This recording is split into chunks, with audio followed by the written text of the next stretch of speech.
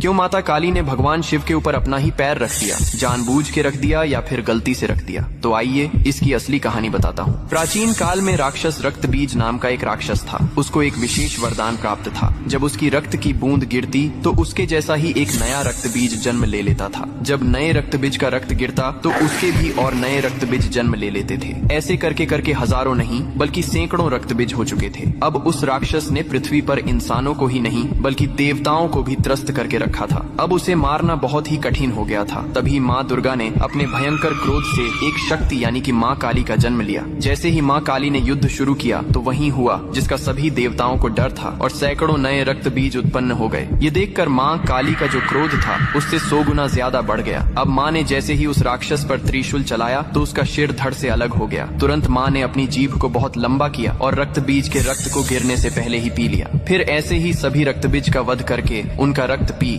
कर उनका क्रोध अब 100 गुना से 200 गुना बढ़ गया था। धरती कांपने लगी थी, समुद्र मथने लगे थे, देवता भयभीत होकर इधर उधर भागने लगे थे। तब देवताओं ने भगवान शिव से प्रार्थना की, हे महादेव, आप ही माता काली के संताप को शांत कर सकते हैं। शिव ने देवताओं की पुकार सुनी और माँ काली के सामने युद्ध भूमि में पहुंच गए। लेकिन माँ अपने तांडव में इतनी लीन थीं कि उन्होंने शिव को भी नहीं देखा। तभी भगवान शिव ने स्वयं माता के चरणों में लेट गए। जैसे ही माँ काली का पैर अनजाने में शिव के सीने पर पड़ा, तुरंत उनका क्रोध शांत हो गया। उन्होंने